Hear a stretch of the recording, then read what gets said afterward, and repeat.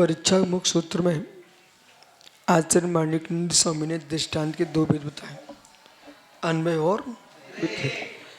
अब यहाँ के अन्वय दृष्टांत का स्वरूप क्या है, सब समझाते हैं। साध्य व्याप्तम साधनम यत् प्रदर्शते सो अन्वय दृष्टान्तः।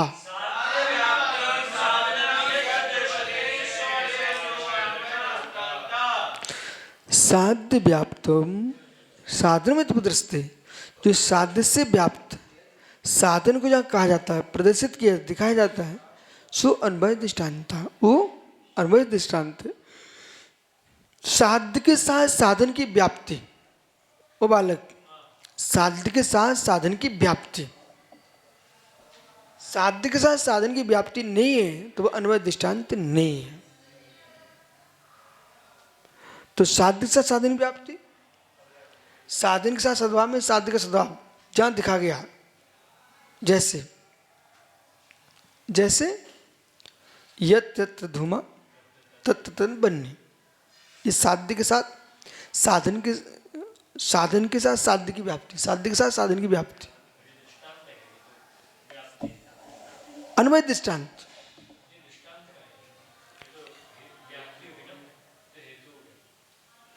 तो इस हेतु होगा ना। अब दृष्टांत क्या रहे, तो ये परिभाषा बता रहे हैं। साध्य व्याप्ति, साध्य के साथ साधन की जो व्याप्ति दिखाई जाती है उसका अन्वय दृष्टांत है। जैसे उदाहरण दे रहे थे, रसोई घर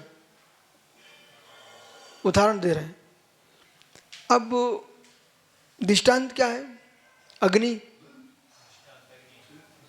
अग्नि तो धूम साधन है, साध्य अग्नि है, दोनों का दृष्टांत दे रहे हैं, दोनों को मिला दो, साध्य साधन की व्याप्ति जहाँ घटित हो रही है वो अन्वय दृष्टांत है। अन्वय दृष्टांत होने पर होना, ठीक है, होने पर होना, नहीं होने पर नहीं होने, व्यतिरेक चला जाएगा। तो जहाँ धूम अग्नि है उष्णता है, जहाँ अग्नि वहाँ उष्णता, उष्णता वहाँ अग्नि है। धूम और जल की व्याप्ति नहीं है, समझे, धूम और जल की व्याप्ति नहीं है। अन्य जन्य जनक भाव नहीं है। जो जन्य जनक भाव, जन्य जनक भाव, धूम जन्य है, अग्नि जनक है। अग्नि के बिना धूम उत्पन्न हो नहीं सकता, उसके माध्यम से अग्नि का हमने ज्ञान किया। समझ में आया? जन्य जनक भाव ये होना चाहिए। धूम और अग्नि में जन्य जनक भाव पाया जाता है। सम्यक दर्शन सम्यक ज्ञान, ये जन्य जनक भाव है। सम्यक दर्शन होगा तभी सम्यक ज्ञान होगा, सम्यक दर्शन के बिना सम्यक ज्ञान हो ही नहीं सकता। जन्य जनक भाव है अन्वय। अन्वय को जन्य जनक भाव ही लगता है,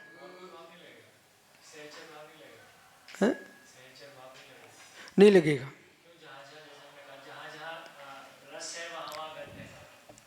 अरे समझो बालक,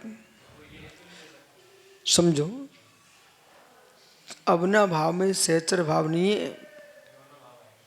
सुनो भाई, अन्वय में अवना भाव में सहचर भाव नहीं है, अन्वय भाव में कमचर भाव भी नहीं है, अन्वय में सहभाव है। बोलो, सहचर नहीं है, क्रमचर नहीं है, सहभाव नियम है। सहभाव अवना भावा,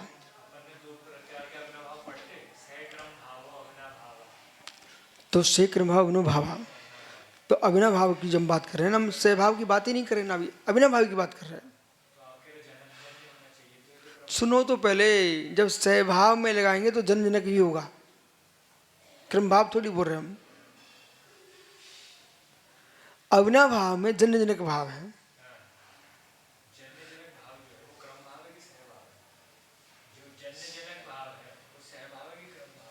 हैं?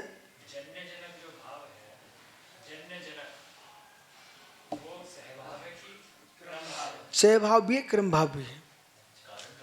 कुछ में सहभाव लगेगा, कुछ में क्रम से लगेगा। अब क्रम भाव क्या बोलता है, उदाहरण दो। हाँ, ये क्रम भाव है, हैं? ये क्रम भाव है, ये क्रम भाव है।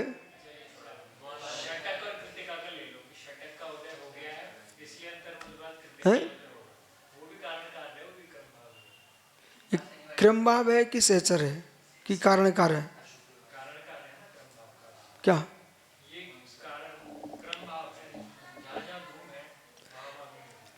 ये क्या है? ये क्रम भाव है कि सहभाव है? ये क्रम भाव कि सहभाव है? सहभाव है, वो उनके बिना हो नहीं सकता, सहभाव है। लेकिन क्रम भाव क्या है? आज सोमवार है, कल मंगलवार होगा, ये कौन सा नियम बनेगा? ये क्रम भाव नियम, क्रमचर नहीं। जन्य जनक का मतलब समझिए आप, तो जन्य जनक भाव का मतलब समझिए आप, कारणकार, नियत कारणकार, जन्य जनक भाव, ये है कारणकार भाव। आप लोग क्या करते, दृष्टांत सुनते ही एकदम ऐसे टूटते हो?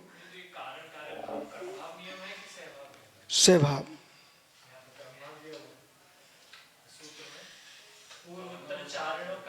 तुम कहाँ का विषय कहाँ लगा रहे बालक, मेरी समझ में नहीं आ रहा है। वो सूत्र यहाँ लग ही नहीं रहा ना अभी।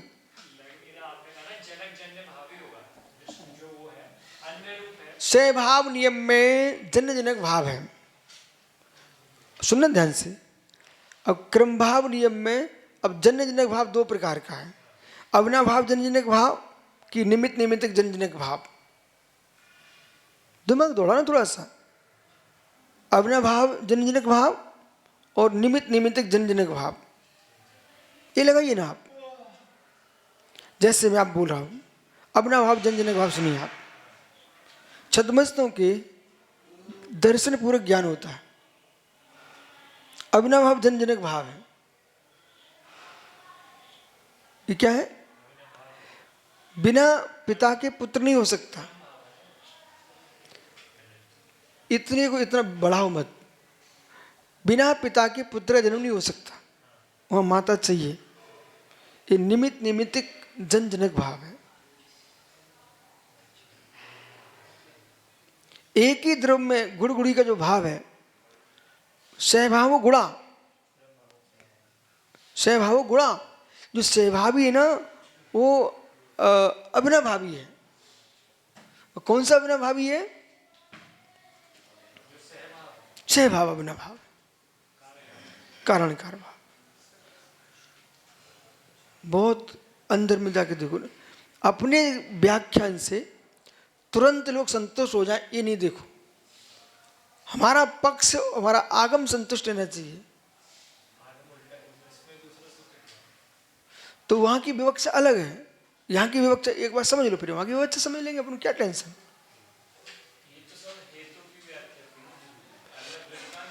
तो अब सुनिए, प्रश्न करने की आदत तो होना चाहिए, बस समझदारी के साथ। जब तक विषय समझ में नहीं आए तुम प्रश्न ही करते रहोगे ना, तो तुम्हारे साथ दूसरे बैठे हैं प्रश्न को सुनते रहेंगे, उन्हें विषय समझ में नहीं आएगा। अपने अंदर दया भी होना चाहिए, फिर ये बाकी के उदास हो जाएंगे। न्यायदीप का बहुत सारे लोग पढ़ने वाले थे बेटा, पर एक महात्मा जी इतने प्रश्न कर दिए, उनके चक्कर में कोई फिर न्यायदीप कहीं नहीं पढ़ा। तो अपन को एक ख्याल में रखना है, सीधा समझ में आना ना, उसको उल्टा मत करो। पहले ये समझो। अभी ये आपको क्या समझा रहे हैं? साध्य व्याप्तम साधनम यत् प्रदर्शते, साध्य के साथ साधन को जो व्याप्त रूप प्रदर्शन करते हैं सो अन्वय दृष्टांता। ये बहुत सरल है, अत्यंत सरल विषय है, उसको अपन लोग कठिन कर रहे हैं। साध्य से जो व्याप्त है साधन, साध्य से व्याप्त साधन, वो अन्वय दृष्टांत है। की परिभाषा, ठीक है ना। अब ये दृष्टांत क्या देखना चाह रहे संकेत सागर, जैसे पेंसिल दिखा हुआ, आप ये बताएंगे उसको। अभी तो साध्य से व्याप्त साधन जहां दिखाया जाता है उसका नाम अन्वय दृष्टांत होता है, ऐसा अर्थ करो आप। साध्य से व्याप्त साधन जहां दिखाया जाता है उसका नाम अन्वय दृष्टांत है। जैसे कि, अब जैसे कि वस्तु दिखाइए आप, जैसे कि अब वस्तु दिखाइए, परिभाषा बना करके फिर आपको वस्तु दिखाना है। साधन के सद्भाव में साधन का सद्भाव जहां दिखाया जाता है वो अन्वय दृष्टांत है। सरल हो गया कि नहीं हो गया। तो अब जन्य जनक भाव रूप, अब सुनिए प्यारे, किसी व्यक्ति के विशेष शब्दों को पकड़ करके हो सकता है जो अर्थ कर रहा है वो इसे समझ में पता नहीं हो, उसने सुंदर शब्द चुन लिए तो भ्रम खड़ा हो जाता है। उदाहरण देना जानता, उदाहरण जानता नहीं है, उससे भ्रम खड़ा हो जाता है, होता कि नहीं। इसलिए दृष्टांत को क्या बोल दिया, संशय का कारण बोल दिया। तो साध्य से व्याप्त अविनाभाव से निश्चित साधन व्याप्ति पूर्व जहां दिखाया जाता है वो भाव धूम और जल की व्याप्ति नहीं है, ये व्यापक नहीं है। वहां जन्य जनक भाव नहीं है।